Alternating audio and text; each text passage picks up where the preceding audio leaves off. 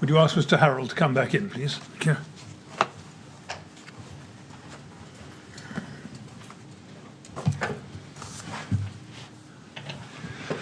Right, Mr. Harral, ready to carry on? Yes, thank you, sir. Thank you very much. Yes, Ms. Grange. Yes, thank you. Yes, good afternoon, Mr. Harral. So before we broke off, we were discussing what your awareness was of correspondence that Brian Martin had been having, for example, with the NHBC about combustible insulation. I want to go to another email chain now. If we go to NHB 402792, and I want to look at page 3 of this chain. So we can see here that on the 15th of June 2015, another email was sent by Steve Evans to Brian Martin. We're not going to read through the whole of this email chain, which is quite detailed and lengthy, but I'm just going to take you to some of the paragraphs in this. So he says in the first paragraph, I write to request the department's view regarding the need for limited combustibility external cladding finishes on buildings with a floor level exceeding 18 metres in height, assessed in accordance with paragraph 12.7 of approved document B. And he goes on and sets out his own or the NHBC's understanding of the sections of the guidance he's asking about. And if we look at the final paragraph on page 4, for example, he says this, he says, our own view is that there's little point in ensuring that an insulation product meets with the MOLC, that means material of limited combustibility requirements, when it can then be faced with a cladding finish, which, whilst achieving a Class 0 surface spread of flame requirement, becomes a contributory factor in the spread of fire up the building when acted upon by a flame plume from a flashed-over fire. However, there appears to be a difference in interpretation across the industry, and so your opinion/steer would be very welcome. Thank you for your time. So we're almost a year on from the first CWCT meeting that we looked at, which was in July 2014, and we can see that the NHBC is raising a different issue this time, which is about the combustibility of the panels themselves, not just the insulation within those panels. Now, do you remember seeing or hearing about this correspondence at the time? No. Were you made aware at this point, so in June 2015, that there was a difference in interpretation across the industry on the meaning and scope of paragraph 12.7 of the approved document? I don't recall being made aware. So we know now that Mr. Martin's had discussions about that with the BRE in 2013 and early 2014. There's been the CWCT meeting in mid-2014 and now this. Let's look at Mr. Martin's response to Mr. Evans's email. This is at the bottom of page 2. It's sent right at the bottom there on the 16th of June 2015. And he says, hi, Steve. I can't offer a formal view as such. Specific projects are a matter for the relevant building control body. And then he goes on, as you say, the overarching objective is that the external envelope of a building should not provide a medium for fire spread, and this is particularly important for a block of flats. People do sometimes try to play games with definitions, and where this happens, one should refer back to this objective. We came across one incident where an EPS foam was used to fill a void behind some aluminium sheeting. Because it was not included specifically for its thermal properties, the designers had concluded that it wasn't insulation and thus its use was okay. When it caught fire, the flames could be seen across the city, ! That's why the reference to fillers, etc. was included in the AD text. Do you have some examples of specific constructions you've come across? It may be that we could revise the text again or maybe test some of it. Now, can we take it that you were unaware of this response at the time? Yes. What's your view about the beginning of this email? He says at the bottom of page 2 that he's unable to offer a formal view as such. Was that entirely correct in accordance with the department's procedures? As far as I can recall, that was absolutely correct. I remember when I instructed people on how to write correspondence, and when I wrote correspondence in the large part myself, it would always start out with a caveat that anything that was commented upon was not a formal opinion and was without prejudice. I see. Because we had no, the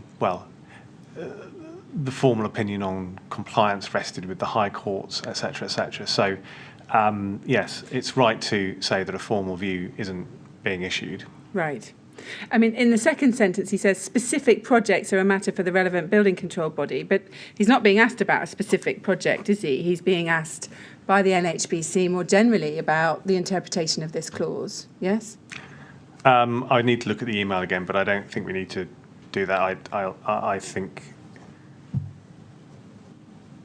his point is that you need to make this judgment on a case-by-case basis yourself. Right. But we go on to see, don't we, that he did, in fact, offer an explanation about the background to a particular clause. So he obviously felt able to do that, yes?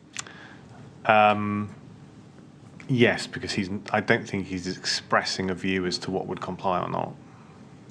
Right, but he's helping about what the right interpretation of that clause might be, yes? Yes.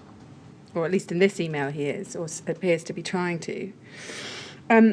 Now, I want to ask you now about some emails to do with international cladding fires. We've touched on these already, but let's go to some of these emails. If we go to CLG 3031073, and the bottom email in the chain is at the bottom of page 1. This email is sent by Peter Holland, who is the Chief Fire and Rescue Advisor, to a number of officials, including Brian Martin and Louise Upton. You can see that there. It's not sent to you, just to be clear. It's the 21st of February 2015. Now, we know that you are, in fact, copied into some of the responses above, which we'll come on to. So this does come to you. You can take that from me now. Now, Peter Holland is addressing in the subject Dubai high-rise fire.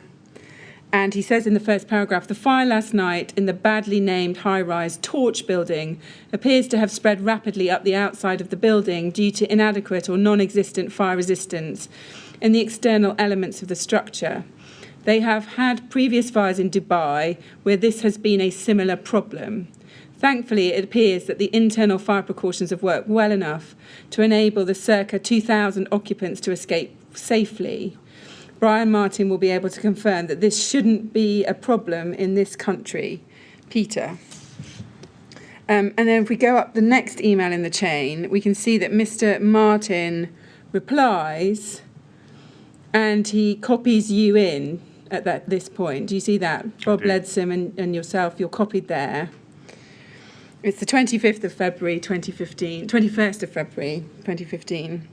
And he says, as Peter says, they've had a few similar incidents in Dubai. There are provisions in the building regulations designed to prevent this kind of problem, so this shouldn't be a problem in the UK. There are, of course, no guarantees. Now, to what provisions specifically did you understand this to be a reference? It would be B4. Right. So just the functional requirement in B4? No. Or did you think he meant something else as well? He would mean the entire section of B4 in the approved document as well. Right. Did you actually check with Mr. Martin which provisions he meant when he was referring to this? I don't recall. I remember that I did react to this and have discussions, but I don't recall all of the detail of. I don't recall asking that question because I thought it was, I think, probably quite obvious which provisions he meant. Right.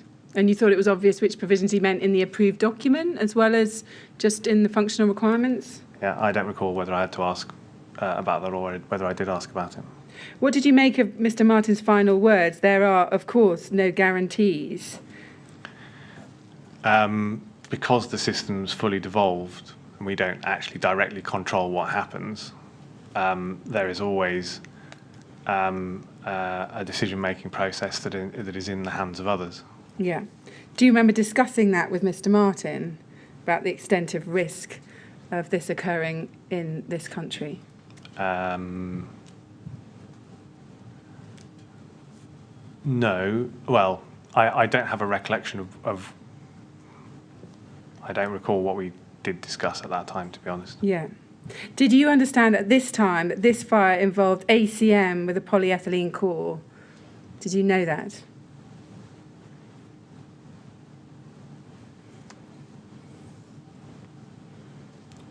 I have to be honest, I can't recall. I would assume that by that point that I did, but I don't have a specific recall of that. Right. We saw in Peter Holland's email in the third line there, he said they have had previous fires in Dubai where this has been a similar problem. Did you take any steps to find out what those previous fires in Dubai were, when they'd occurred, and what materials were involved? No. And why not?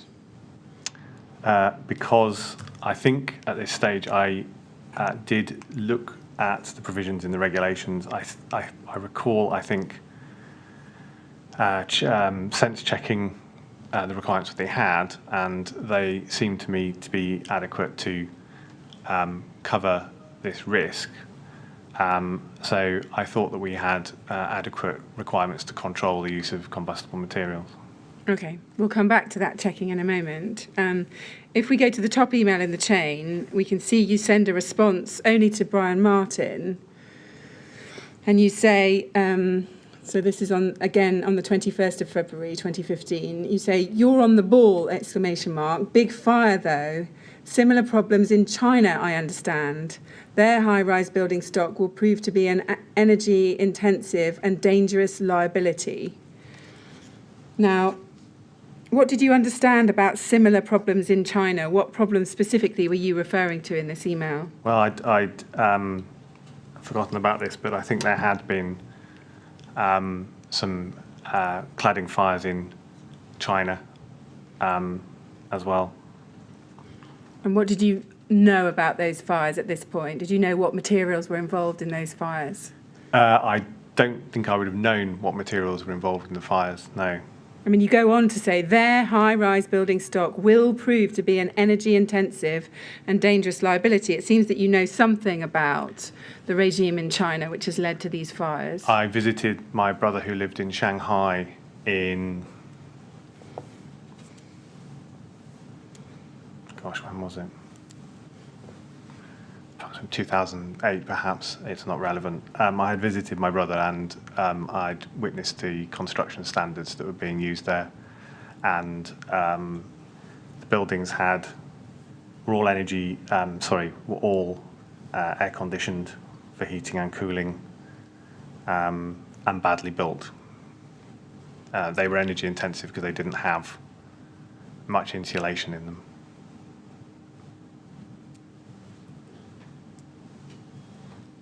Right.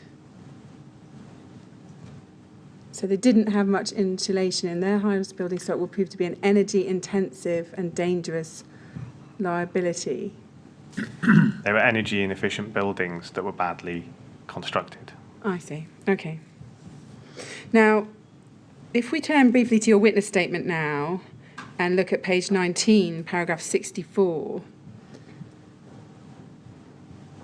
you mention the fire at the Torch in Dubai, and you describe the content of the emails that we've just read. And then looking at the final 3 lines, you say this: "I spoke to Brian after the fire, and I remember that there was a process of sense checking what we knew of the events in Dubai against our own regime and knowledge and evidence base." So can you help us with this? What do you mean by a process of sense checking against our own regime? What did that process actually involve? So it was just a discussion, I imagine. I mean, as I said this morning, I've tried to piece this together, but my recall is poor. And I recall basically just having a discussion about the provisions that we had to address these risks. I recall working through the guidance and coming to a view from that process that the provisions in the approved document were adequate in that respect. So, as far as your recollection allows, and I appreciate you're struggling with this to some extent, but did you actually sit down at the same time as Mr. Martin with him and look at the approved document? I remember having discussions. I remember sitting down away from Mr. Martin and working through the document. But I did not spend an inordinate amount of time doing so, I seem to recall. I worked through it. I thought it was... I looked at it. I'm sure I would have looked at it, as I said this morning. In general, my approach to looking at the adequacy of guidance was based in a kind of two-stage functional approach. It's not quite the linear and approach that's discussed, but I had an approach to looking at guidance, and I would have worked through it in that respect. And I, at that time, I thought that this seems adequate. How long do you remember spending on this exercise? It may have been an hour. I really don't recall. Right. Can we just bring up approved document B, the 2006 edition, CLG 1607, page 96.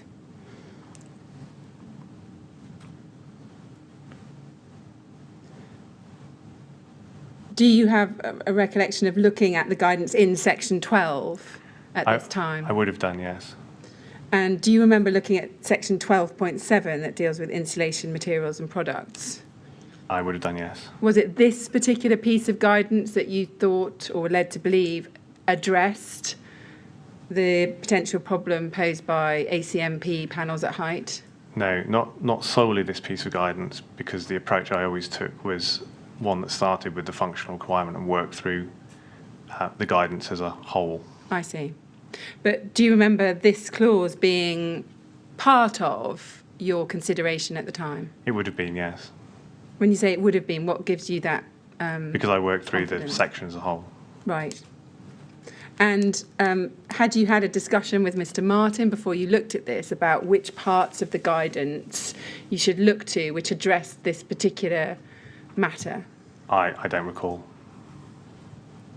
And was there anything in 12.7 that gave you or led you to the belief that you said the word was that it was adequate to cover the risk? Was there anything in paragraph 12.7 that led you to that conclusion?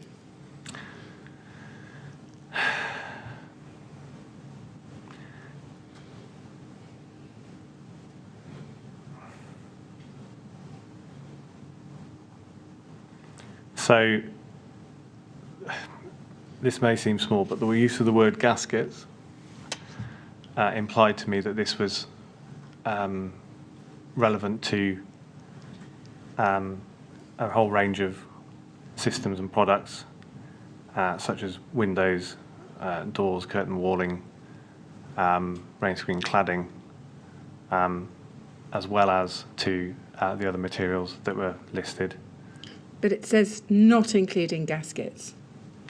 Yes, because the gaskets are excluded from being of limited combustibility. Yes, I see. So did you think, well, if it's excluding gaskets, what then other more significant things must be included? Is that what you're saying? Yeah, I read the title of this, and I've continued to read it. And I've asked myself why I thought this, but I read it as insulation materials or products rather than just sorry, it's very difficult to explain, but if you imagine a comma after insulation, then I had read this as being more broadly applicable, I think. Right. But what was it that led you to think that the polyethylene core in one of these panels had to be of limited combustibility?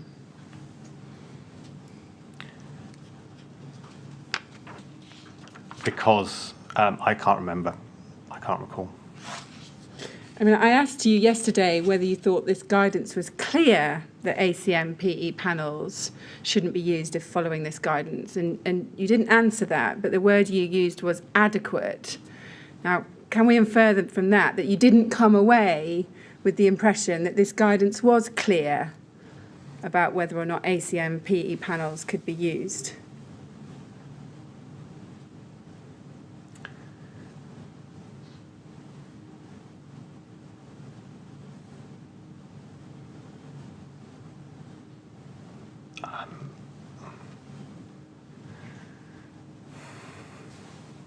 I think that must be, well, I think the question, I think I said yesterday, I think the question that I was looking at was maybe the wrong question, and it was about the control of combustible materials more generally. But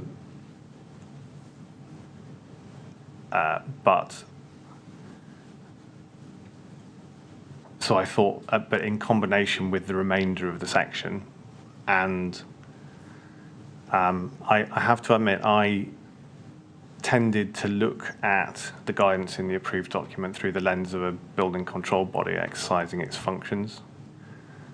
I thought that in combination there was sufficient guidance for people to understand the requirement for limited combustibility. Right. Did the word filler have any bearing on the conclusions that you reached? I have to say I don't recall the extent to which that did or didn't. I just don't recall. Yeah. Can we agree, looking at this guidance now and taking into account, I take it you're familiar with this guidance now, that it's not as clear as it could have been? I accept that entirely.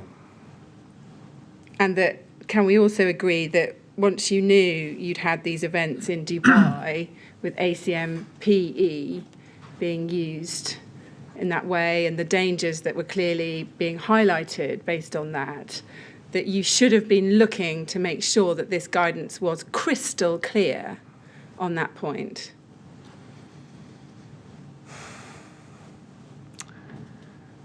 I wish that I had thought that way.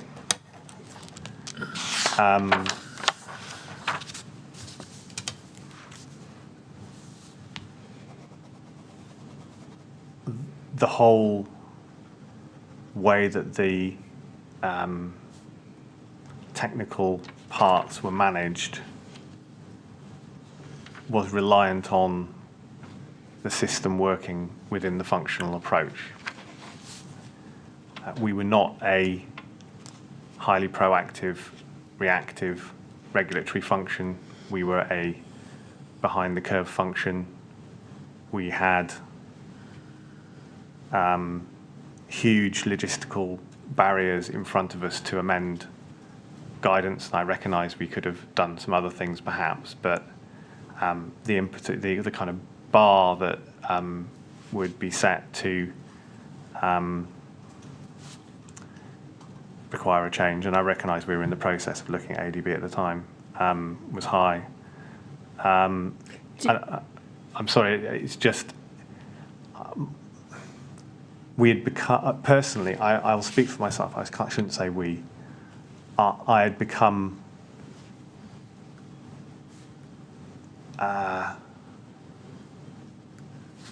siloed in my thinking. I think I'd become very non-reactive because doing anything was so hard. Yeah.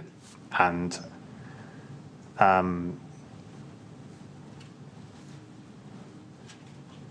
the question that was always asked before justifying doing anything was, what was the evidence of failure in our market? Can I make an observation? It's something that I've come to think over recent years, reflecting on all of these events. But when I look across the portfolio of areas of activity that we were doing in the division,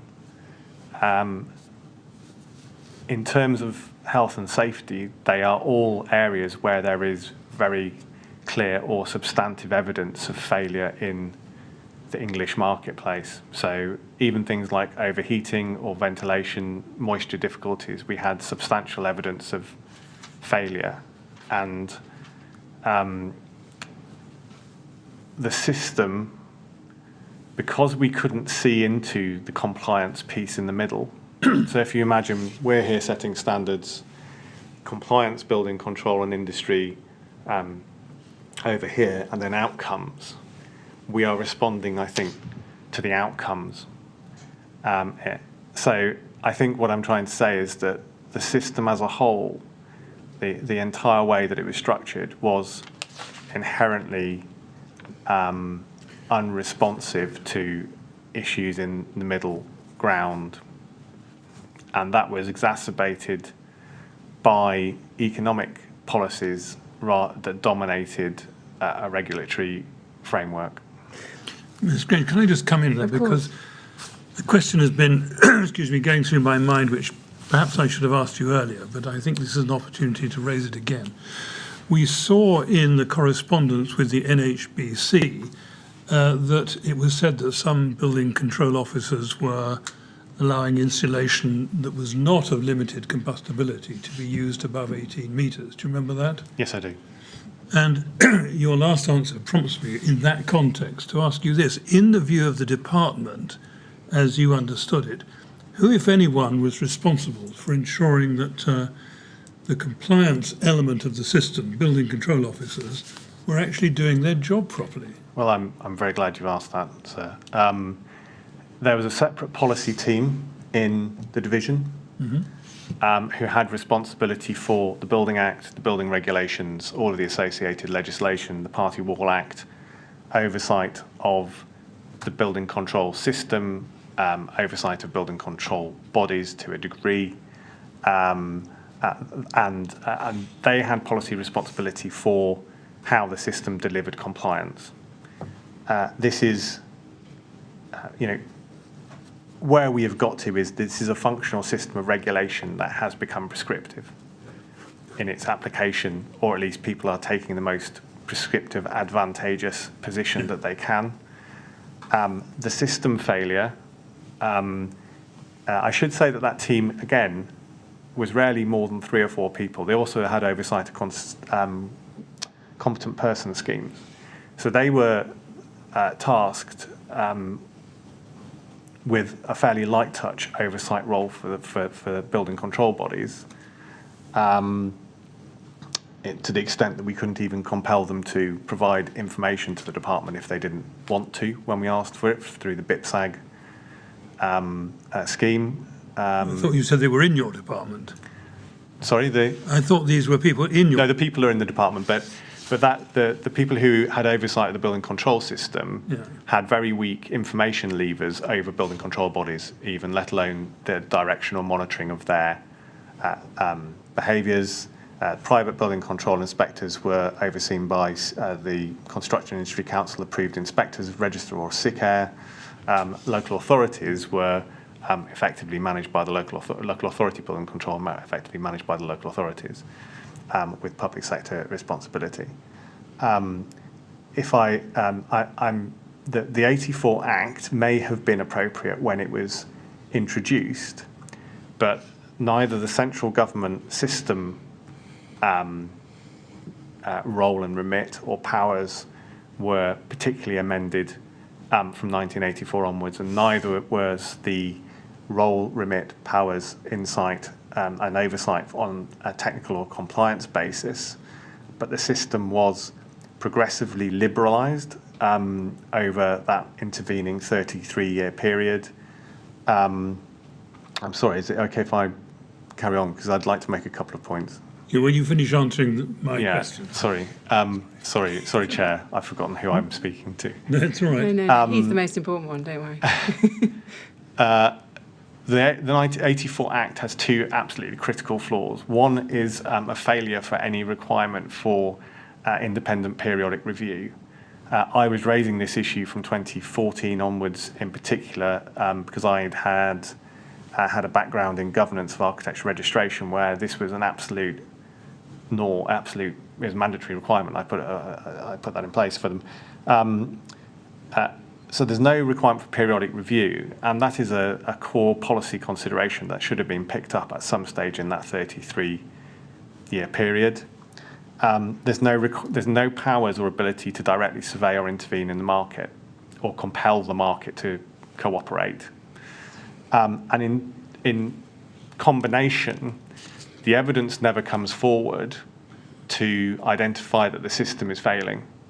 So that never prompts the review. And because there's no review, there's no need to obtain the information or start to actually have a proper consideration or evaluation of whether the building control system is working. So it has become, these things are become somewhat self-fulfilling.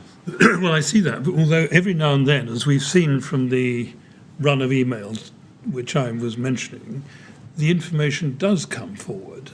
And in that case, Mr. Martin was told by NHBC that there were examples of building control sanctioning what appeared to be improper use of materials. And it struck me that that might have been a matter of concern to the department. Was it?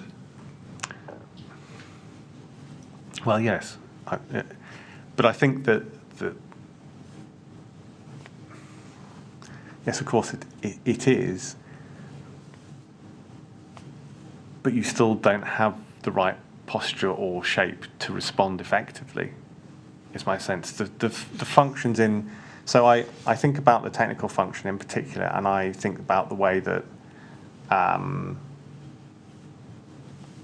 we worked, and I think it became obsolete around the turn of the millennia. I think it's been inadequate for a substantial period by the time that these events happen.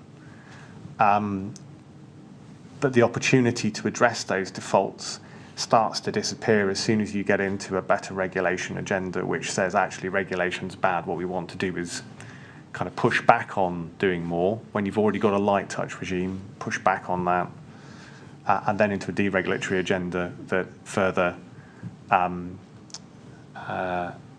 constrains resources, but also, I think psychologically, over time, has an impact on people's willingness to comply with regulations, as well as on the actual function in government.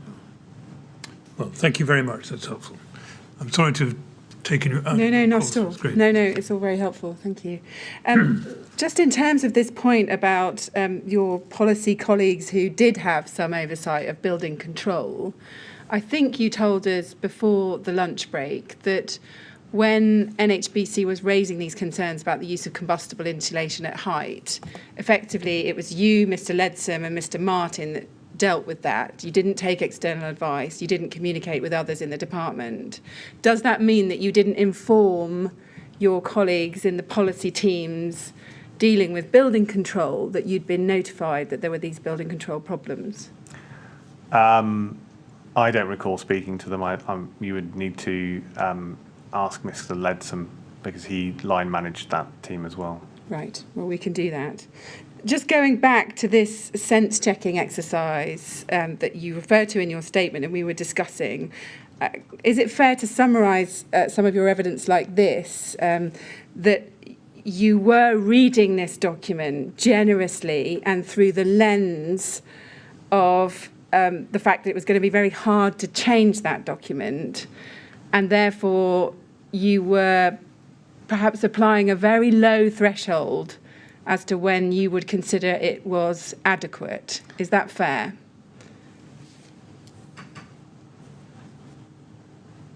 I thought that there was adequate guidance for a competent building control body to make sure that they assessed the contribution, the combustibility of materials in the external wall construction. I thought that a competent building control body reading that guidance would absolutely check, even if they thought it wasn't covered by 12.7 and there were other elements of construction, they would undertake that on the basis of the information provided. Yes, but I thought what you were telling us just a few minutes ago, and correct me if I'm wrong, is that you were reading this document through the lens of somebody who knew how difficult it was going to be to change it with your masters, and therefore perhaps you were reading it in a more generous way than you ought to have done. Is that fair?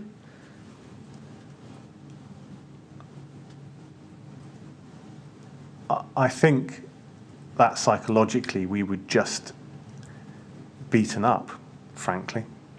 I just think we were not confident we were stretched, and over time that must impact on your psychology. So is the answer to my question yes?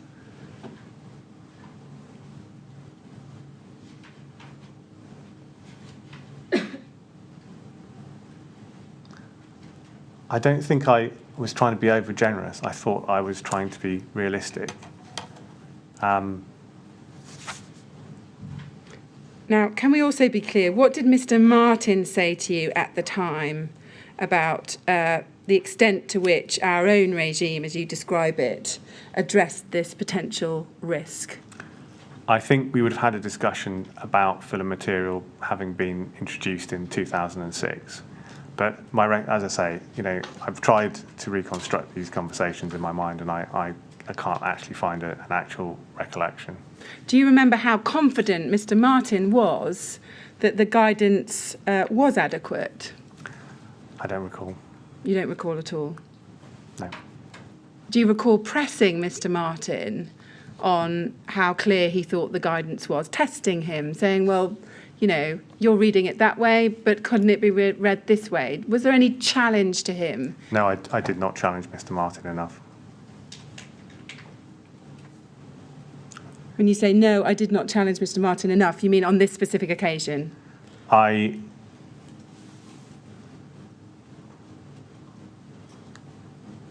remember...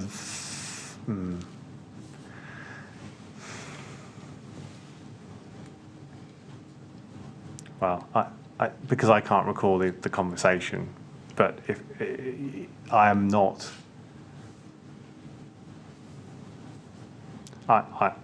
I should have been more challenging in general in terms of probing the adequacy when problems came forward across the regime, but I tend to be not overly challenging. I think it's part of my nature, unfortunately. I'm not necessarily good at that kind of process. Yes, fair enough.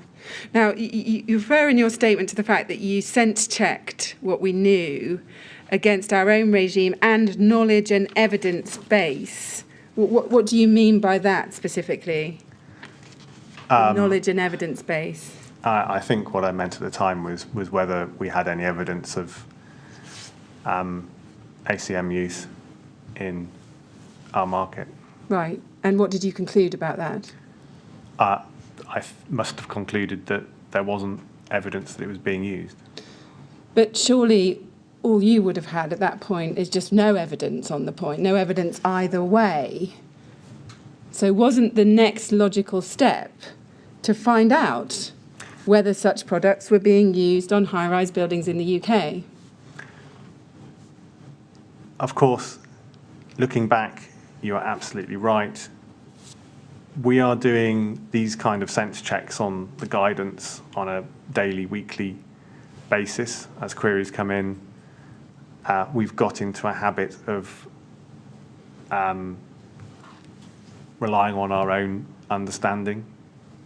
This is purely about expediency and resource, because these you could make the same argument, and I realise it's not as critical by any means, but you could make the same argument 100 times a year in terms of checking various different aspects of compliance.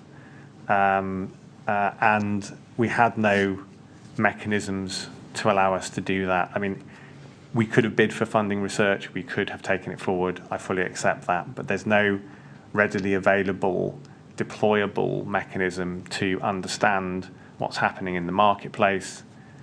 We don't have, as far as I was concerned, the right legal powers to be intervening in that way. I may be wrong about that, but it was something that we would find very. I can't recall us doing that kind of work. But this is a pretty major risk being identified, isn't it? These are major building fires of high-rise, potentially residential buildings. I appreciate, there are lots of risks in your day-to-day job, and you'll have those drawn to you, and so you may have got a bit risk blind. But aren't these particularly serious risks that ought to have stuck out such that you did at least something to work out whether that was a problem that you actually had in this country? I think that we were, so again, it's kind of about morphology of the system in some ways. So we are not a risk assessed based kind of function. The risk is buried in the policy formulation, and that in itself is buried in the economic models that are used to justify where the line exists on regulatory measures, by which I mean that where risk shows up in our thinking is in undertaking analysis for changes or to justify improving the regulations, and it's kind of locked away as a subsidiary issue. It's also usually history facing. It's usually predicated and biased towards historical data rather than offsetting future risk.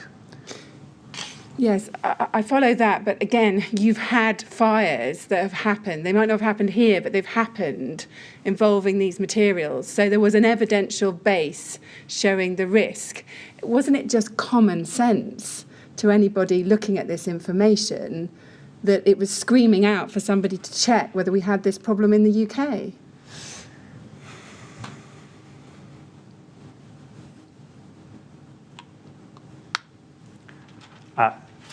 In retrospect, of course, I wish that that's where we got to, but we were so hidebound by the kind of structures that we sat within and the mentality that was shaped by our remit that I think, and beaten up, like I said, I think we're not feeling confident or adventurous or forward-looking.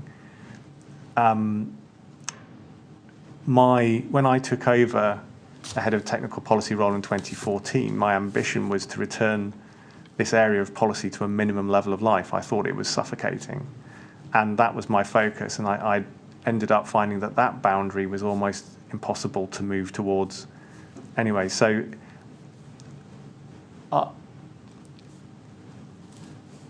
I wish that we had the confidence to have been thinking in that way, but I don't think we did. Yeah. Do you think, looking at it now, you should have taken further steps to make those inquiries and investigations? Well, of course, in hindsight, that is absolutely the case. But I wish we had the right remit and resources and backing to have been in a position to do that. But Mr. Martin is your eyes and ears in industry. We know he was attending industry group meetings, he was attending conferences, he had a lot of contacts in this industry.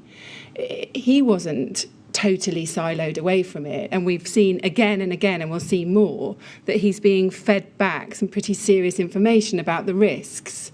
Why couldn't you say to him, pick up the phone to the CWCT and find out if these products are in use in the UK on tall buildings? Wasn't it one phone call by him to make those investigations, just informally? Yeah, look, I accept I failed to think in... we've become totally internalised in our thinking. It's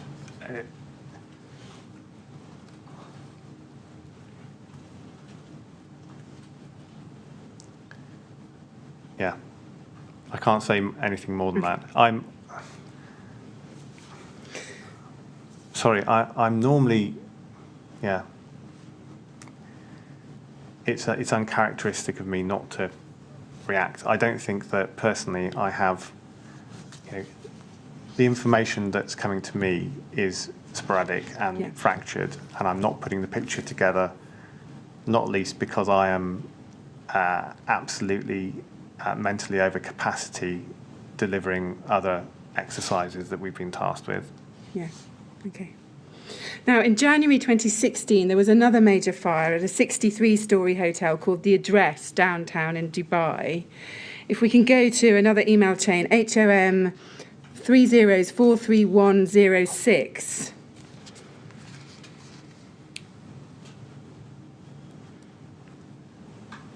And we look at the bottom of page 1, the first email in the chain, right at the bottom. So this is quite tiny type, so we need to blow it up. We can see the subject is Dubai Hotel Fire. It's from Mr. Leadsom to Mr. Martin, and you are copied in on the 4th of January 2016. And he says, Brian, anything we need to be aware of / worry about for Part B? And then going up the email chain, we can see that Mr. Martin replies to Mr. Leadsom at 9:19, so about 20 minutes or so later, with you still copied in and some others now copied in, including Louise Upton. And then we can see that Mr. Martin says, might get some questions raised, nothing new here. The fire is most likely to be similar to several others that have hit Dubai over the last couple of years. It relates to a cladding product, which is a laminate of aluminium and polyethylene or similar. This stuff it's very rigid and makes nice shiny buildings. Sadly, when it gets exposed to a fire, the aluminium melts away and exposes the polyethylene core. Whoosh! ! Requirement B41 is designed to prevent this kind of thing. Paragraph 12.7 says, in a building with a story 18 metres or more above ground level, any insulation product, filler material, not including gaskets, sealants and similar, etc., used in the external wall construction should be of limited combustibility.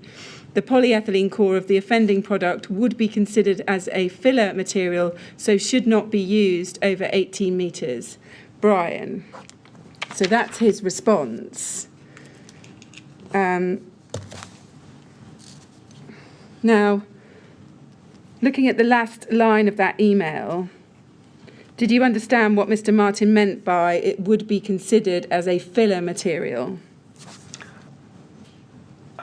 I apologise. I don't recall this exchange, and I find it very difficult now to explain what I would have understood at the time. But I'd be sure that I would. Well, he's repeated 12.7 there, so I'm sure that I would. Yes. Can you recall whether this was the first time it had been explained to you that Mr. Martin believed that particular section to be the one that would prevent this kind of thing from happening in this country? I genuinely can't recall whether we'd had that discussion earlier. Yeah. Do you remember at this time going to the approved document to see the guidance in context and to ensure that you understood it? I'm sure that I'd done that before, and therefore I don't know whether I would repeat that exercise. Did you know at that time, did you notice at the time that the heading of the paragraph was insulation materials / products, which might lead the reader to think it was only dealing with insulation materials?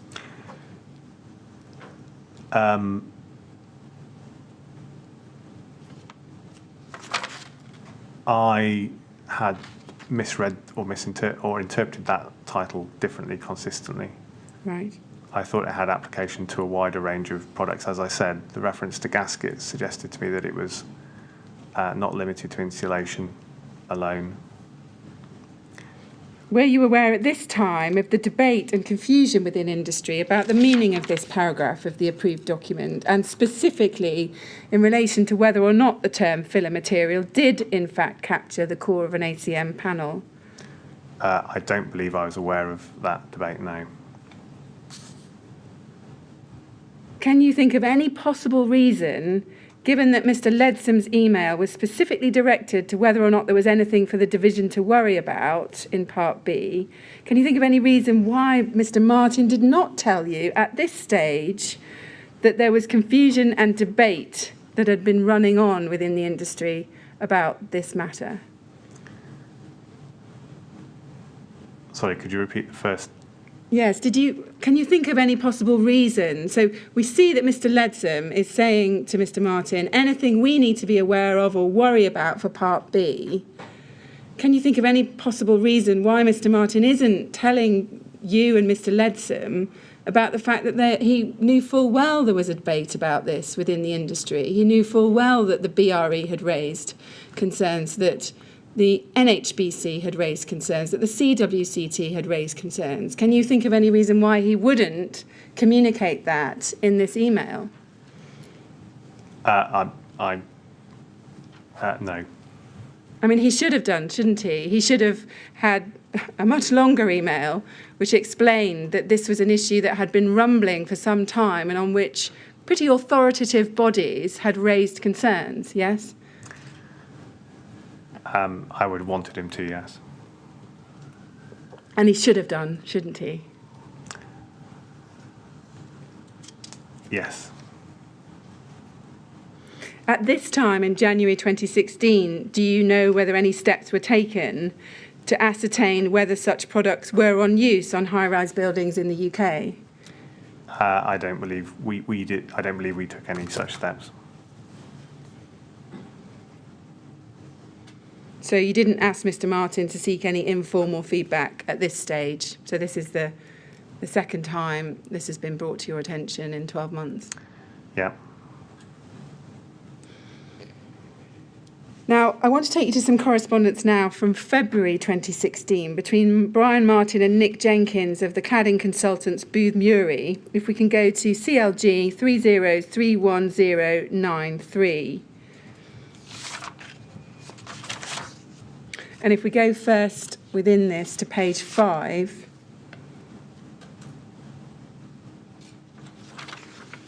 So turning to page 5, towards the top of the page, there's a Nick Jenkins email to Mr. Martin on February the 16th at 1:36, and he's copied in Stephen Howard and Sarah Colwell at the BRE. And he says, hi Brian, I'm forwarding this query to you as recommended by Sarah Colwell of the BRE. As you will note from the correspondence below, Sarah advises the DCLG are the body with responsibility for ADB2. This matter is currently the topic of much discussion in the construction industry, and if one thing is evident, that there is much confusion and misunderstanding, your soonest review of the matter would therefore be most welcome. I look forward to hearing back from you with some clarification. Regards, Nick. Now, the substantive email in which Mr. Jenkins details his concerns is much further down the chain at page 10, sent to Sarah Colwell on the 20th of January. If we go to page 10, here we've got his email to her, 20th of January 2016, and he says, hi Sarah, I hope this finds you well. We haven't met, however, I understand that you might be the best person to help me with some clarification I'm seeking in relation to my understanding of the current UK regulations as they apply to wall constructions for buildings over 18 metres featuring rain screen panels from ACMs. And he goes on, last week I attended a Siderise/BRE Facades conference on the topic of fire safety. During the day, I asked some questions of the panel relating to the permissible use of rain screen cladding panels formed from various grades of ACM, aluminium composite materials, when used as part of multi-layered wall systems for buildings over 18 metres. There was some ambiguity in the answers provided by the panel. And then he goes on in that email to explain his understanding of the source of the ambiguity. And if we can go to the final paragraph on page 10, he says this. He says, in my understanding, compliance is not achieved via an if either one or two are satisfied scenario, rather only via an if one and two are both satisfied scenario. He's talking there about the requirements in 12.6 and 12.7. He says, I think this is illogical, especially following the recent evidence of fire spread up the facade of a number of buildings in the Middle East with combustible cladding panels. A simple read through the approved document, however, would not tell you this. And then on the second paragraph there, he says, if my understanding is correct and the scope of 12.7 extends to also include the external cladding and the 3mm thick core associated with 4mm ACM is to be considered a filler material, then as far as I'm aware, the only ACMs available to the UK market that meet the ADB2 definition of being materials of limited combustibility are Alpolic A2 and Alucobond A2. Both of these products are classified A2 in accordance with, and then he gives the European standard. And he goes on, in our experience of supplying fabricated ACM rain screen panels to specialist cladding contractors In the UK market, we are rarely asked to provide such A2 rated ACM materials. The vast majority of ACM panels we are asked to provide for architectural application are either Alucobond Plus, Alpolic FR or Larsen FR products, all of which are classified as a B in accordance with the European standard, and thus, whilst they can be classified as products that are hard to burn, are not accepted as being of limited combustibility in accordance with Table A7, Appendix A of ADB. And he goes on, in many instances, it's not even the BS1D0 rated ACM panels we're asked to supply, but standard polyethylene core material ACM that burns quite efficiently. What's more, I'm aware of many tall residential buildings recently constructed in the UK where such panels are installed in combination with various foil-faced rigid foam thermal insulation boards, which are also not accepted as being of limited combustibility in accordance with Tables A7 Appendix A of ADB2. As a responsible supplier, Booth Murray Euroclad would like to put a guidance note out to the market written specifically on routes to compliance in relation to the use of ACM rain screen cladding panels and associated thermal insulation products used as part of multi-layered built-up wall systems. Before we publish any such guidance, we are ensuring that we have our facts straight. With that in mind, I would very much appreciate your thoughts on my understanding of the current regulations. Now, did you see this correspondence at any time before the Grenfell Tower Fire? I don't believe so. Before the Grenfell Tower Fire, were you informed by Brian Martin or by anyone else of any of the matters that Mr. Jenkins has raised in this email? I have no recollection of being so informed. Were you told by Mr. Martin or anyone else that he had been made aware in clear terms that many tall residential buildings clad in ACM PE products had been recently constructed in the UK? No. Were you aware of any discussions about that within or outside the department at any time before the Grenfell Fire? I don't recall being aware. Now, Mr. Martin's response is halfway through page 4, if we go up to that. It's sent at 17:09 on the 16th of February 2016.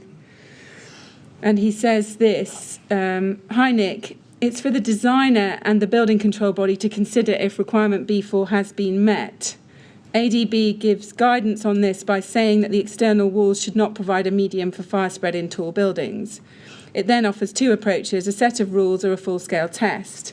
In the rules, we deliberately added the word filler to address things that form part of the cladding system that are not insulation but could provide a medium for fire spread. I think the core of an ACP panel could reasonably be considered to be a filler. So unless the core material meets the rules, then the AD suggests a full-scale test. However, if the designer and building control body choose to do something else, then that's up to them. And then over the page he says, I'm on the road at the moment, so drafting this from memory. Now, what's your reaction to that response?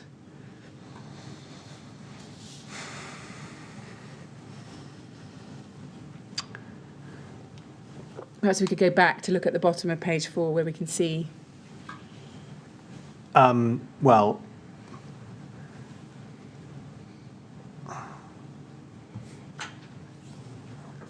it's a generic description of the regulatory framework.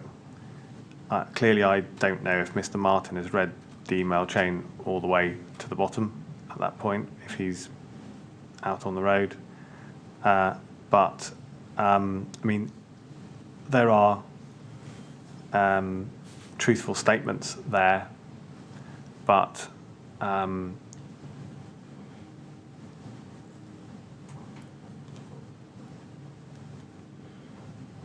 it doesn't seem to address the issues that have been raised. No. I mean, do you consider it to be satisfactory, given, and I think we'll ask him, but I think we have to assume that he had read the chain below, given that he's been told about the widespread use of ACM PE products in high-rise buildings in this country. Do you think it was a satisfactory response in the light of that?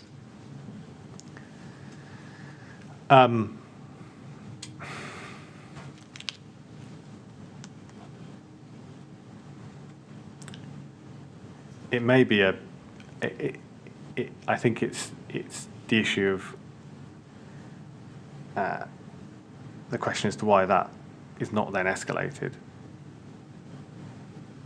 Sorry, what I mean is I would need to look at I'd need to look at all this in more detail to say really comment on the nature of the response. I'm finding this a bit overwhelming, to be honest. But I would hope that at that point this would be raised internally. Yes. I mean, in the emails we were just looking at on the 4th of January 2016, just over a month previously, Brian Martin had been clear and definitive in his answer to Mr. Ledsam's question on exactly this subject following the fire at the address downtown. You'd asked him if there's anything to worry about, and he said polyethylene core of the offending product would be considered as filler material, so should not be used over 18 metres. Can you help us as to why he seems to be giving a slightly different answer here, saying it could reasonably be considered to be a filler? I can't offer you an explanation for that. I'm sorry. Were you ever aware in 2016 that Mr. Martin was telling industry not that ACMPE was an offending product which should not be used over 18 metres, but instead that the core of the panel could reasonably be considered to be a filler? No, I wasn't aware of this exchange, no. There's no reaction, none, in his response to the information Mr. Jenkins has provided about the historic and ongoing use in this country of ACMP on high-rise buildings. Can you help us understand why that was? No, I can't. And just to be clear, were you informed by Mr. Martin about the historic and ongoing use of that product at any time before the 14th of June 2017, before the Grenfell Tower Fire? I don't recollect being informed. Can we agree that you should have been made aware of this email chain and the consequences of it immediately? Again, assuming that Mr. Martin had read the full email chain, then yes, I would want that to be escalated. Well, you keep saying assuming he read the email chain. I mean, Nick Jenkins's covering email was pretty clear that this was an important matter on which he required an answer. Yeah, sorry, I'm not familiar with what flows below the text that I can see at the moment. I understand. If you had been made aware of this information immediately, as you should have been, what would you have done? This would be an issue that we'd have escalated immediately. Yeah, and escalated to who? We'd have gone to our directors and then taken it further on. Further on to ministers? Ultimately, yes. Yes. There would have been a series of decisions made as to what we might need to do to deal with that. Yeah. When you were first made aware that the use of ACMPE was pretty prevalent in the UK at height on tall buildings, what was your response? Absolute shock. Yeah. Complete shock. Now, Mr. Jenkins tried again later that night. The next email up in the chain at the top of page 4, he says this. He says, Brian, hi Brian, many thanks for your prompt response. In light of the fires that have taken hold of a number of buildings clad in ACM panels in recent years, I also think that the core of ACM panels should most definitely be considered as a filler. Some ACM cores meet the rules of ADB, however, the ones commonly used in the UK at present don't. To the best of my knowledge, there have been no full-scale 8414 tests carried out to date of any wall constructions featuring any type of ACM panel. I am aware that 2 manufacturers of ACM have plans to have such tests carried out. This, however, unfortunately means that no existing buildings in the UK over 18 metres tall that feature ACM panels currently meets the B4 requirements. There are many such buildings and their numbers are growing. Whilst I appreciate it is for the designer and building control body to consider if requirement B4 has been met, I do think the current situation is of grave concern. Surely this justifies the requirement for a less ambiguous statement of the rules, ? With the above in mind, do you think it would be worth setting up a meeting with the relevant bodies and experts represented to review the current presentation of the rules? Now, I think I know your answer, but I'm going to ask you, did you at any time before the fire at Grenfell Tower receive the news that, at least in the opinion of a kind of fairly major figure within the cladding industry, no existing buildings in the UK over 18 metres that featured ACM met the B4 requirements?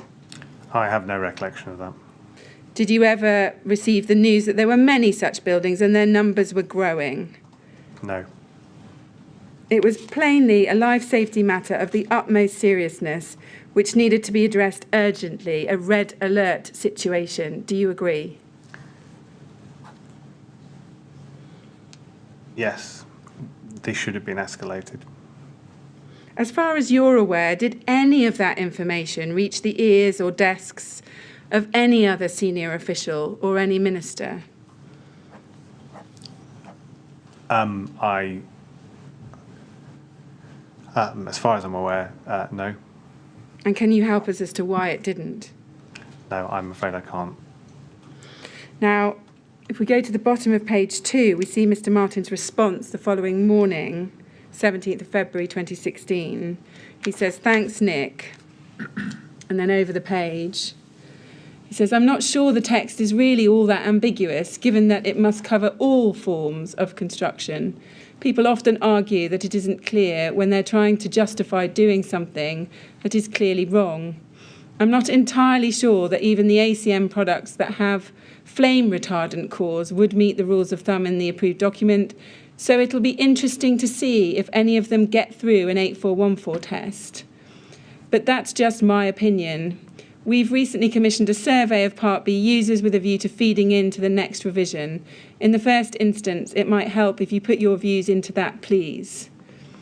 And then he says, "There's a meeting of the CWCT group to talk about cladding and fire safety. It's run by Bath University. Maybe you could ask them if you can get involved. Brenda Apter, details below, is organising things." Now, do you accept that that just exchange that we just saw shows that Mr. Martin was warned in the clearest of terms in this exchange that ACM PE products used in fires such as those as the Torch and the Address in Dubai were also on buildings in the UK?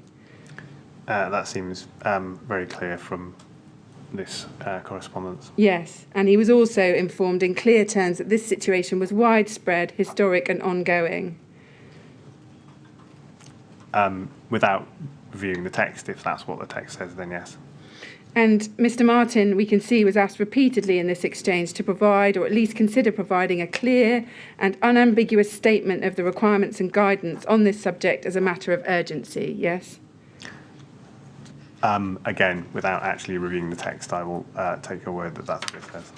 And no such action was taken at any time before the Grenfell Tower fire, was it? I don't recall any such action being taken. And there was not even a friendly warning email to building control bodies on this occasion, as there had been in 2014 to the NHBC in relation to the use of combustible insulation on high-rise buildings, was there? Not as far as I'm aware. Well, I'm not aware of such an email or communication. Were you ever concerned that Mr. Martin was displaying a rather casual approach to fire safety matters? Did that ever concern you in the time you were line managing him? No. Mr. Martin has a particular character, but he had always struck me as taking fire safety matters extremely seriously. What do you mean when you say he's got a particular character? What do you mean by that? He is a very prosaic,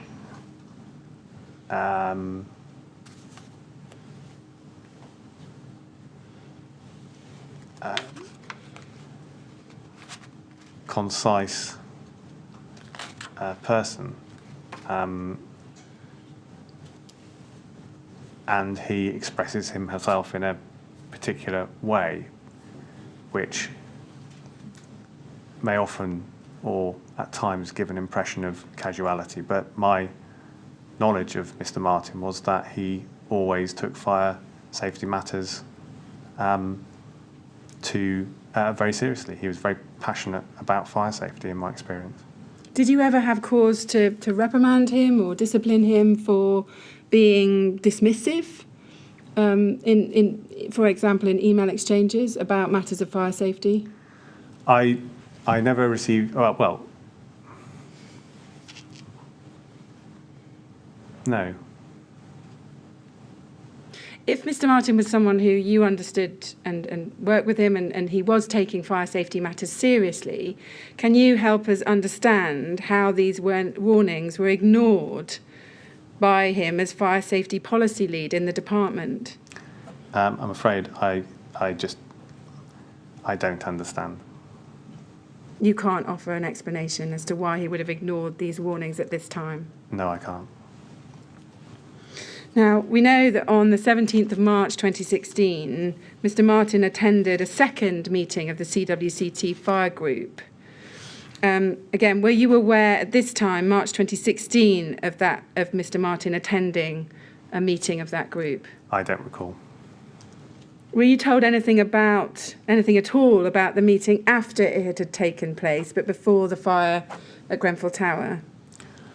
Again, I'm afraid I don't have any recollection. If we turn to the minutes of that meeting at CLG 3019440, on page 2, sorry, let's just look at the minutes first. So this is the second lot of minutes from March 2016. We can see a similar cast list in terms of those that attended, and Brian Martin is there in the middle of that list.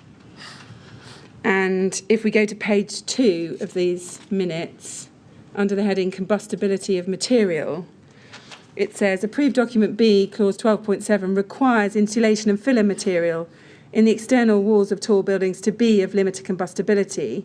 BCA Guidance Note 18 extends this requirement to all material in the wall. It was accepted that Clause 12.7 was poorly written and open to interpretation. The title of the clause is also misleading, insulation materials / products, and this will be changed in the next revision of ADB. Now, do you remember ever seeing minutes to this effect? No, I don't recall seeing minutes to this effect. Did you see these minutes in the course of preparing your witness statement? I don't believe that I did. Right. If we look at Mr. Martin's witness statement when he was dealing with this and go to CLG 3019469, page 49.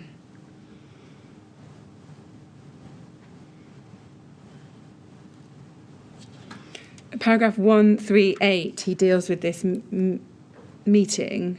He says this, he says, on the 17th of March 2016, I attended the second meeting of the CWCT technical group. At the meeting, a draft roadmap to summarise the measures needed to ensure a facade complies with the prescriptive rules of ADB was presented. I recall being satisfied that the roadmap adequately set out how compliance with the functional requirements could be achieved. The minutes go on to note that 2015 BCA Guidance Note 18 had extended the limited combustibility requirement to all material in the wall of a tall building. This was not an objectionable clarification. Indeed, at the meeting, it was accepted, as is recorded, that paragraph 12.7 of ADB was open to interpretation. Acting on behalf of the department, I undertook to change this misleading clause in the next revision of ADB. The conclusions of that section of the discussion were that, and then he sets out some text from the minutes. Now, were you made aware at any time before the Grenfell Tower fire that Mr. Martin, as your fire safety policy lead, considered paragraph 12.7 of the approved document to be poorly written, open to interpretation and misleading? I don't recall doing so. Being informed. And were you aware that he told others that he considered that to be the case? No. Did he tell you that others in the cladding industry had expressed the view that 12.7 was poorly written, open to interpretation and misleading? I have no recollection of that. Now, in terms of what he says there about BCA Technical Guidance Note 18, if we turn to your witness statement now, CLG 3019487, page 21, I want to go to paragraph 76. You tell us there, you say, in July of 2015, the Building Control Alliance published an update to Technical Guidance Note 18, use of combustible cladding materials on buildings exceeding 18 metres in height. The guidance reflected the fundamental performance requirements of ADB, either the use of materials of limited combustibility for all key components, or to submit evidence that the complete proposed external cladding system has been assessed according the acceptance criteria in BR 135. It also stated that the use of material of limited combustibility related to all elements of the cladding system, both above and below 18 metres. And then if we go on over the page, you say this includes the insulation, internal lining board and the external facing material. Smaller gasket parts and similar low-risk items can be excluded from this requirement. Now, first of all, just going back and looking at what you say at the bottom of the page that we just read, where you say that an update to the BCA Technical Guidance Note was published in July 2015, can we take it that you were aware of the publication of that update at the time? I believe I was aware of it, yes. When did you first become aware of that updated guidance note? I can't remember, but I remember because of the February fire in Dubai, taking an interest in its publication, and particularly the explanation or reinterpretation, if you like, of the requirements of ADB. Right. When you talk about the February fire in Dubai, are you talking about February 2015 or February 2016? This is it's February 2015. Right. And did you read that technical guidance note yourself when it came out? I believe I did, yes. And do you remember how you had become aware of it? I don't. Before July 2015, had you been aware of the first iteration of that technical guidance note, which was issue 0, and it was published in June 2014? I don't recall being aware of that first note. Right. So you were aware that the BCA was advising, as the main route to compliance, option 1, that all elements of the external wall were to be limited combustibility, yes? Yes. And you say there in the third line, the guidance reflected the fundamental performance requirements of ADB, yes? Yes. Was that your understanding at the time, that it actually reflected the performance requirements of ADB?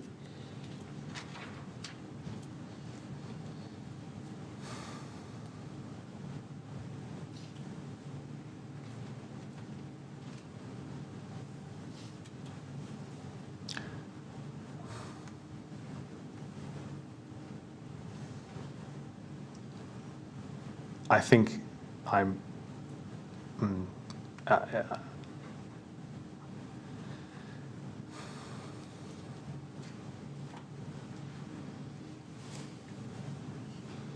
I think this is, yeah. I'm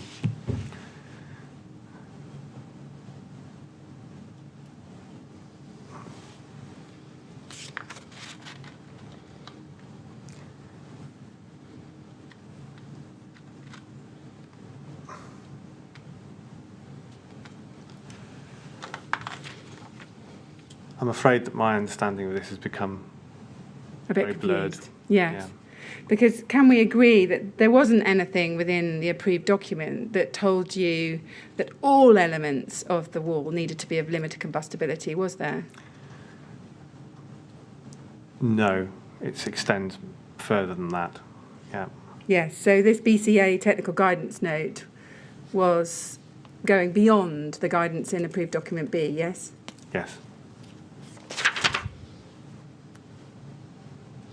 Mr. Chairman, I'm kind of mid-topic, but this is probably as good a moment as any. If we could have our break at that Yes, all point, right. that would be great. That's fine. Well, Mr. Harral, we'll have a short break at this point. We'll come back, please, at 25 to 4. And again, they discuss your evidence with anyone else. No, thank you, sir. Thank you very much.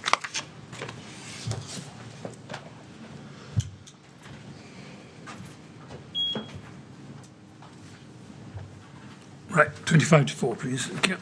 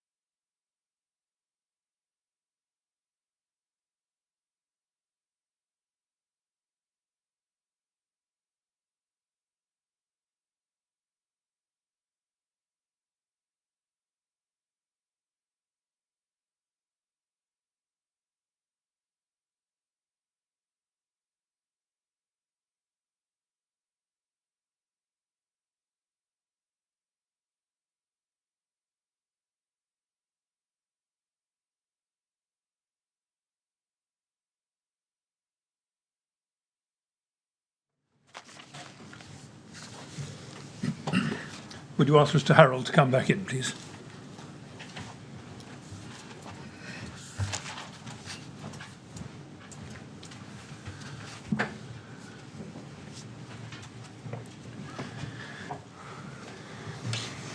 All right, Mr. Harral. Yes, thank you, sir. Right, we'll continue. Yes, Ms. Grange. Yes, thank you. So before we broke off, we were discussing the BCA technical guidance note Yes. from June 2014 and then June 2015. Can we just look at Mr. Martin's witness statement, CLG 3019469, page 49.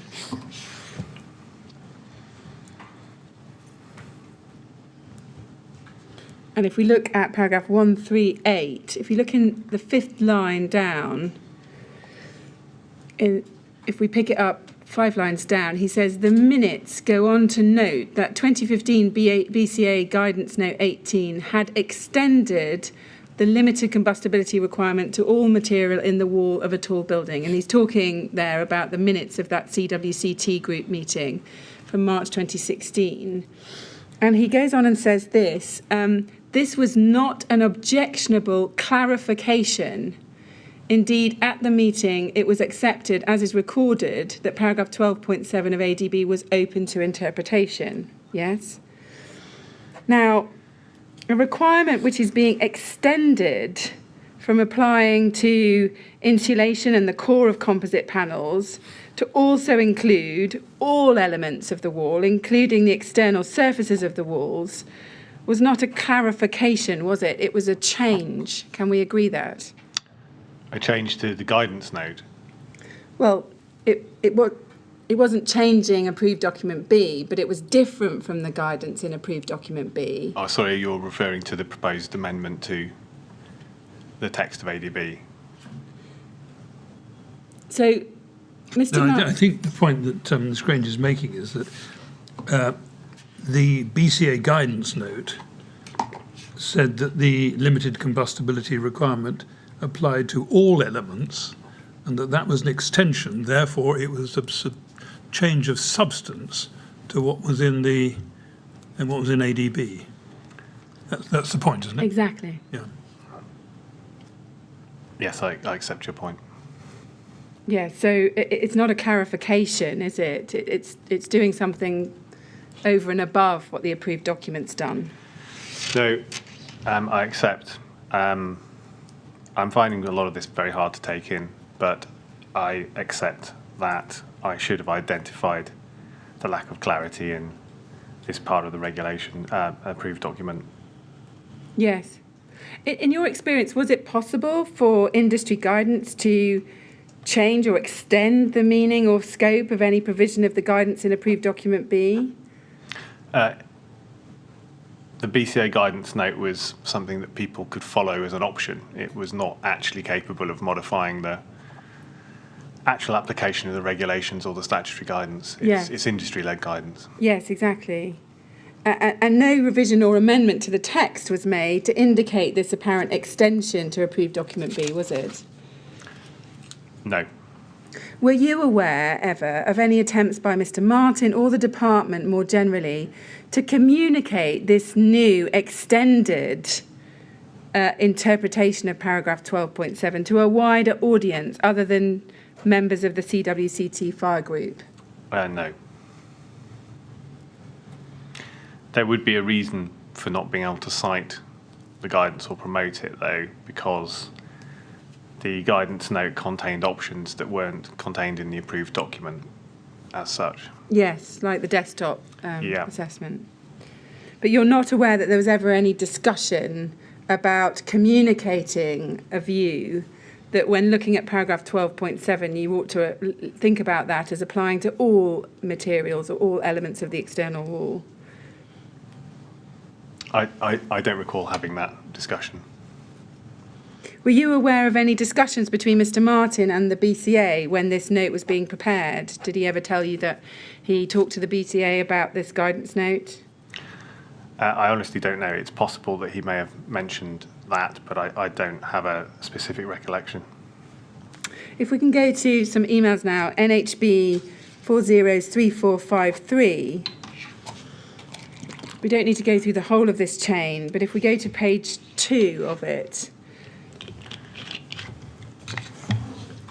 this is an email sent by Steve Evans of the NHBC to Brian Martin on the 15th of August 2014. And we look in the third paragraph of that email. Mr. Evans writes, he says, I've also attached for your information a copy of the BCA guidance note on the use of combustible cladding materials on residential buildings, which has been produced to reinforce the requirements of the regulations and to aid industry on how they can prove compliance when proposing to use materials on buildings over 18 metres that are not materials of limited combustibility. And the note was attached to that. And then if we look at the top of page 2, we can see on the 15th of August 2014, Mr. Martin writes back and he says, thanks, Steve, that's very helpful. Is the BCA note published? And then if we go up to page 1, we can see to the next email in the chain, Steve Evans replies about an hour later saying, it's due to go on the website shortly. We are presently changing providers, I understand, so there is a slight delay. And then Mr. Martin's response, one up from that, is, OK, thanks. Whoever wrote it did a good job. Do you see that? I do. Is that not, in all practical ways at least, the department's approval of the document?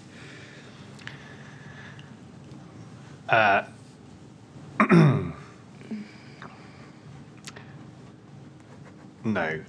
If you were actually going to approve a third-party document, you would go through a formal process within the department to do that. So it's not an approval by the department. Right.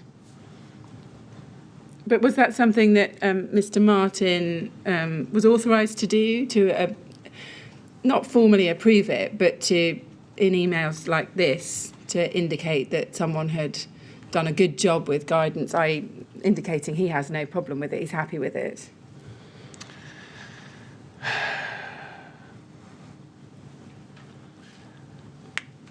I don't think that there's anything particularly wrong with that. It's just a compliment, isn't it?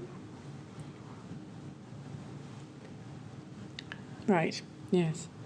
Now, going back to Mr. Martin's witness statement again and looking at page 49, so CLG 3019469, page 49, paragraph 138. In that final sentence, it's the penultimate sentence there, we can see 2 lines up in the plain text above the text in italics. He says, acting on behalf of the department, I undertook to change this misleading clause in the next revision of ADB. Now, were you made aware at the time that Mr. Martin had given this undertaking to change this misleading clause? I don't recall being made aware, no. Did he tell you at any time before the Grenfell Tower fire that he had done so? I don't recollect. Did Mr. Martin, as far as you were aware, have the authority to give any such undertaking?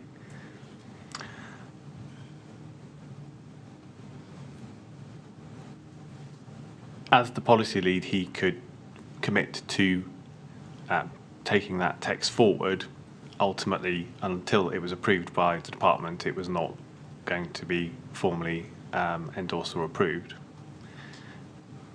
Yes, but he doesn't say, I undertook to take this forward for discussion with BRAC, does he?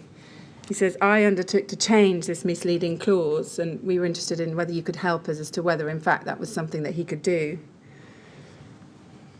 You cannot change the text in an approved document without going through appropriate process. Right.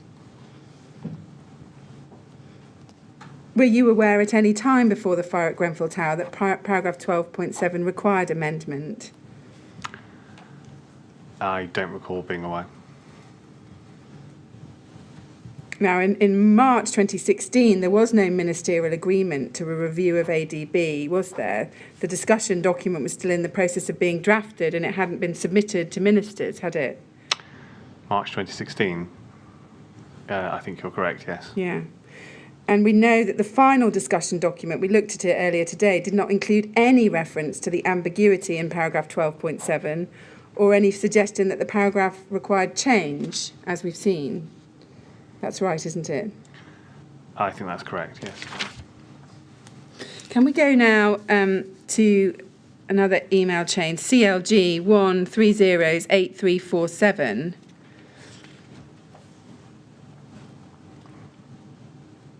And I want to look at the second email down on this page, which is an email sent by Mr. Leadsom on the 20th of July 2016 to the Grade 6 and Grade 7 staff in the Building Regulations team. Now, that mailing list would have included you, yes? Yes. And we don't need to read through it all, but we can see in his opening line, Mr. Leadsom writes, our new minister has asked for a slide pack on building regulations EPCs. Do you have that? Yes. And he goes on to give some details about what's needed. He says, I think we need the following slides, and he gives, overview of what the building regs cover, overview of building control system, etc. And then if we go to the top email in the chain, which is a response from you just to Mr. Leadsom, sent at 12:59 the same day, it reads, Bob, can you also include maintaining cost-effective technical standards in response to evolving industry practice, or something similar in the bullets? This is needed as a counterpoint to the deregulatory agenda, and important that ministers recognise that there are risks if they decide not to maintain the core standards, e.g. flammable tower cladding, ... Now, why did you write there flammable tower cladding as one of the risks? Because of the overseas fires that we had seen. So, for instance, Dubai is a notoriously poorly regulated market where project teams self-certify compliance with their building standards, and they have many problems as a result. So it was using the example of issues that I'd seen overseas as a way of exemplifying to ministers what might happen if you continue to deregulate rather than focus more on the core technical standards. Yes, and can you help us as to whether you were aware when you wrote this email of the debate which had been raging about the meaning and scope of the approved document insofar as it applied to ACMPE materials? I believe I was not aware. As far as you were aware, was the new minister, Gavin Barwell, briefed on the subject of flammable tower cladding? I don't believe he was, no. Did you think that he should have been briefed on that subject? At that stage in time, I did not believe that those risks were material in our marketplace. Right. But knowing what you know now and having seen emails, for example, that Mr. Martin was receiving, can we agree that Mr. Barwell absolutely should have been briefed on the subject of flammable tower cladding? Those issues should have been surfacing within the department and being briefed to ministers, yes. Yes. Now, I now want to ask you some questions about the Fire Sector Federation. If we can go to your witness statement at page 18, paragraph 61. We don't need to read through all of it, but if we look at the very last line on that page, the end of paragraph 61, it reads, it notes that the fire sector, and if we go over the page, Fire Sector Federation had established a non-governmental working group to produce recommendations for changes to Part B when it was next reviewed, yes? Yes. Now, did you ever attend any meetings of that Fire Sector Federation working group that produced recommendations for changes to Part B? No. As far as you were aware, did any official from the department attend meetings of that Fire Sector Federation working group? I do not know. As far as you were aware, were any suggestions made or any information passed to the department and to your team specifically by that group about changes needed to Part B? I expect that the Fire Sector Federation, if they had come to a series of conclusions, would submit them to the department, but I don't recall personally whether I saw such recommendations or advice. Right. Let's look at an email chain, CLG 30193994.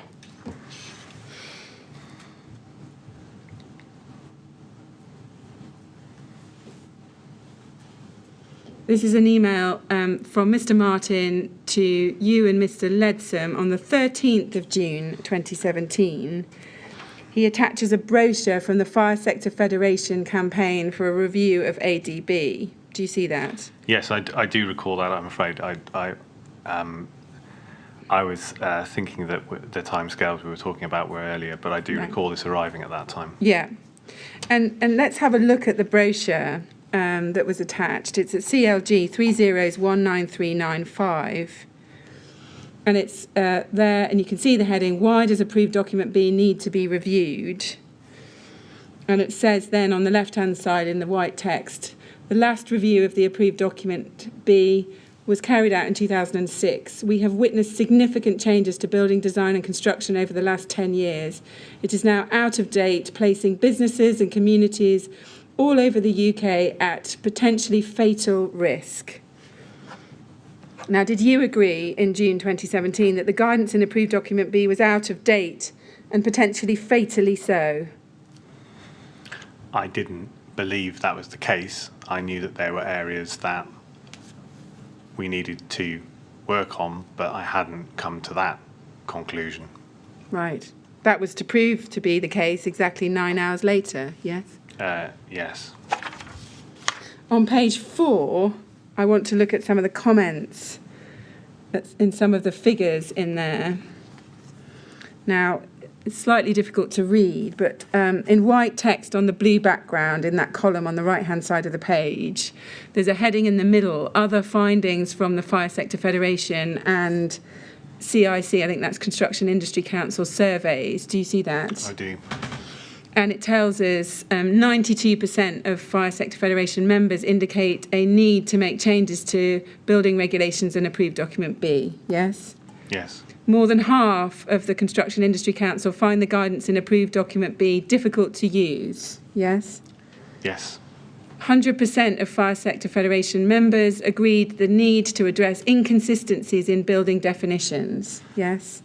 Excuse me. Yes. And then below that, over 88% of FSF members and 42.3% of CIC members agree approved document B is not adapted to suit the trends used in today's construction methods, design and usage. Yes?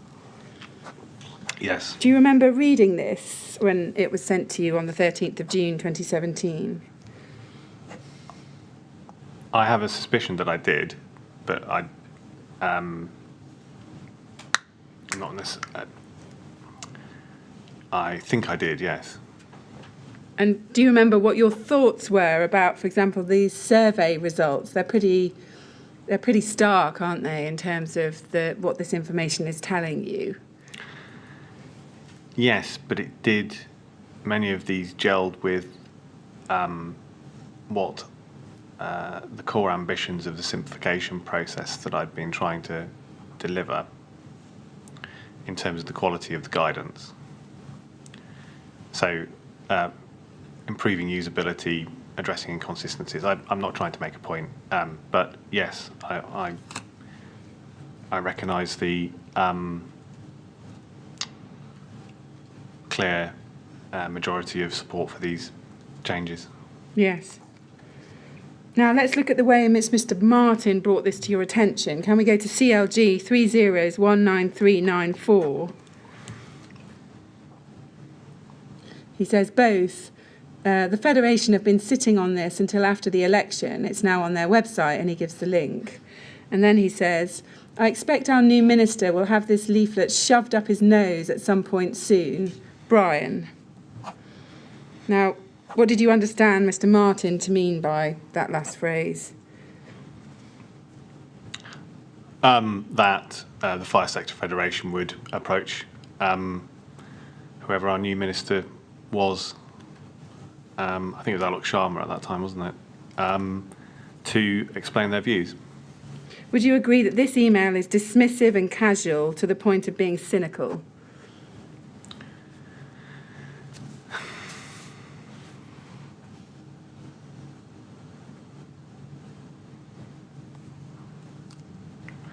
I don't think it, well, it's, no. I think it's just a turn of phrase. Was this characteristic of his approach to fire safety concerns raised with him at this time?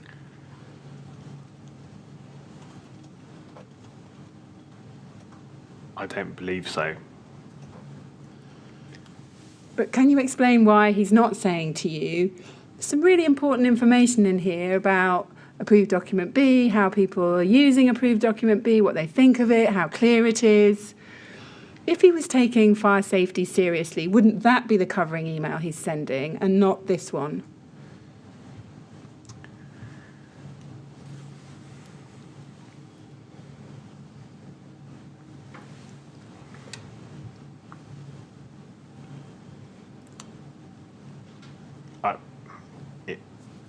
It's Mr. Martin's way of doing things. He's, like I say, concise, if you like. I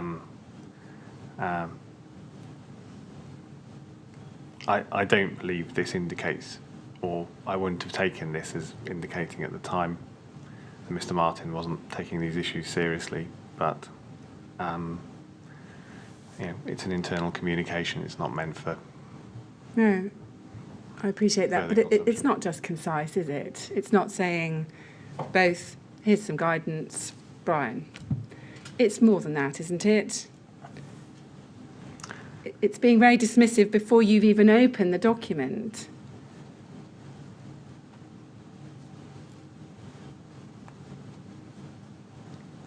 I don't know what to say, really.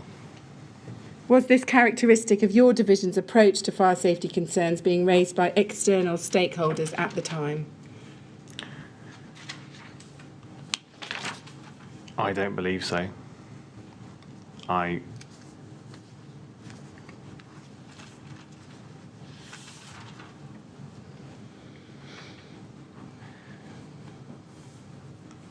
I can do is apologise. Okay. Now, can I take you back to an email that we looked at yesterday? If we can go to CLG 1308356.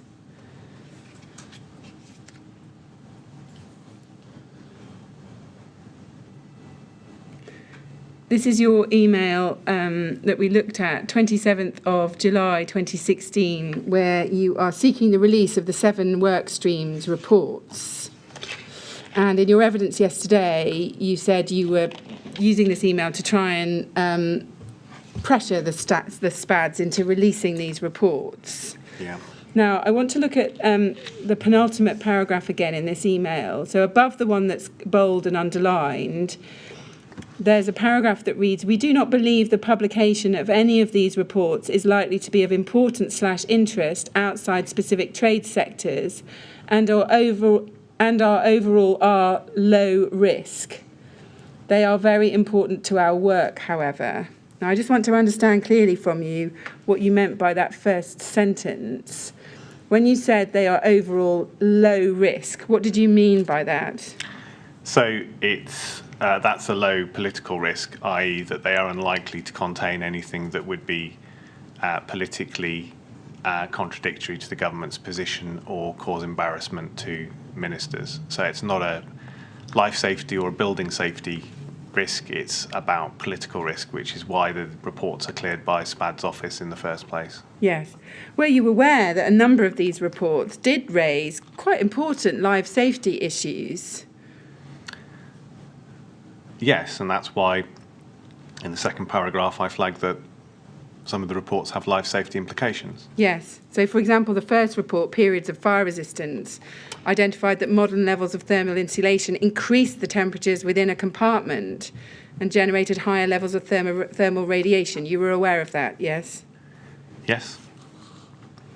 And were you aware that Report 7 on means of escape for disabled people, including a survey which was entirely damning of the adequacy of means of escape guidance for disabled people?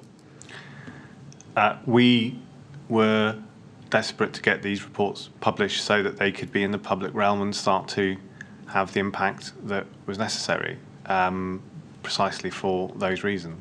Right, thank you.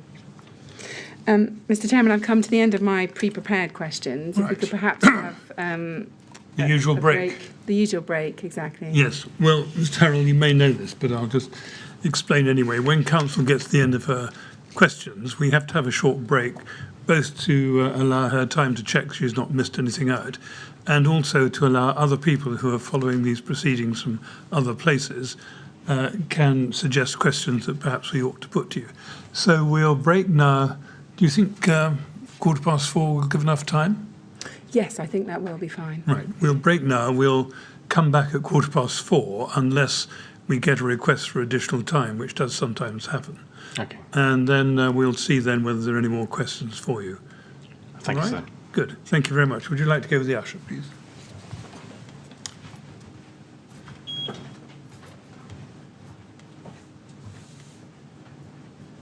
Thank you very much. I'll say 4:15, but if more time is required, you can let Thank the you. usher come and tell us. We will. All right? Thank you. Thank you very much.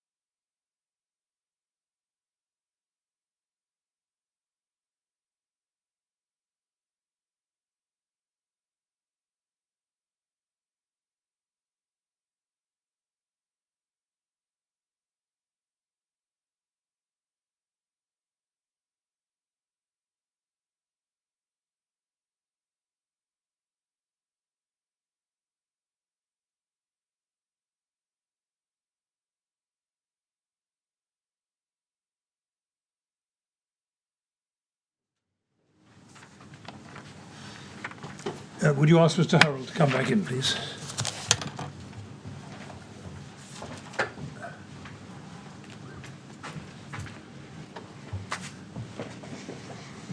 All right, Mr. Harral. Well, I'm sorry we did keep you longer than I indicated. I'm afraid it does happen sometimes, but we're now ready to go on and see if there are any more questions for you. Thank you, sir. Yes, Ms. Grange. Yes, thank you. Just one question, Mr. Chairman. So, Mr. Harral, we've covered a lot of ground in the last 2 days. And what I want to ask you is, if you had the chance again, what would you have done differently, if anything? Clearly, I deeply regret not escalating or ensuring that concerns around Kingspan K15 were escalated at the time that came to our attention.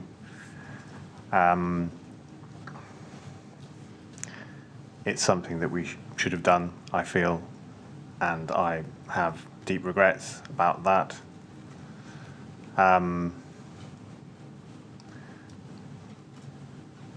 I find it very difficult to take in what I've learnt over the past 2 days, and I don't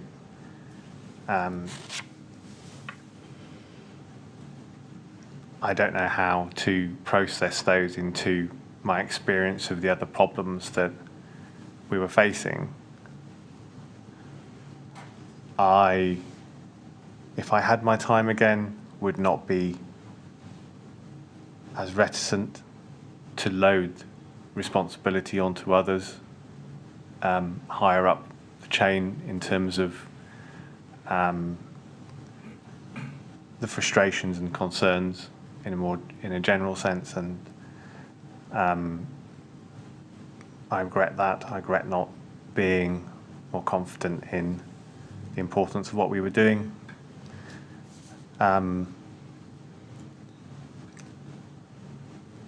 I find it very difficult to understand how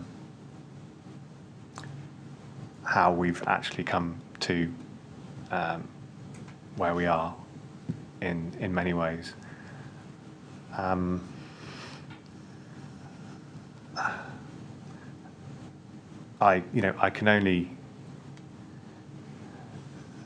deeply regret my failings that have been exposed by the evidence that we've heard.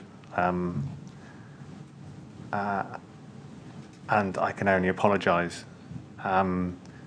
to the victims and their families of Grenfell Tower and all who have been affected. I am deeply ashamed of the part that I've played in this absolute tragedy, and I hope that we can learn key lessons about the regulatory culture we have in this country. I hope that we can learn about the need to temper our obsession with innovation and the predominance of economic theory over more pragmatic human concerns.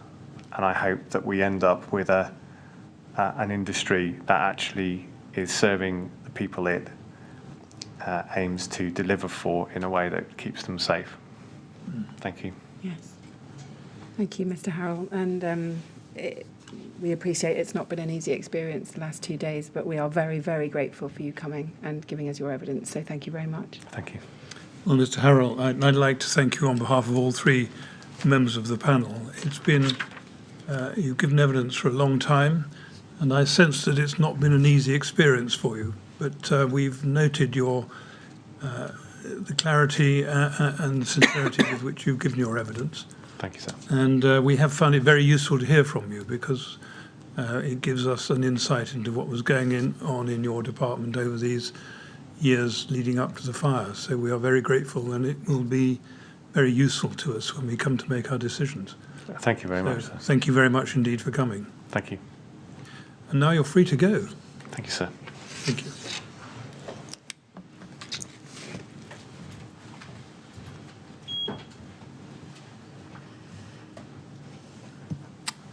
Yes, Ms. Grange. Well, Yes, thank you. that is it for the day, I think. It is, and I think we have Mr. Ledson back to finish his evidence first thing tomorrow. And we have Mr. Ledson tomorrow, as you say, to finish his evidence, and maybe someone else, I don't know. We'll see how Followed by Sir Ken Knight. we'll see how I we believe. get on anyway. Thank you very much. Thank you very much. 10 o'clock tomorrow then, please. Thank you.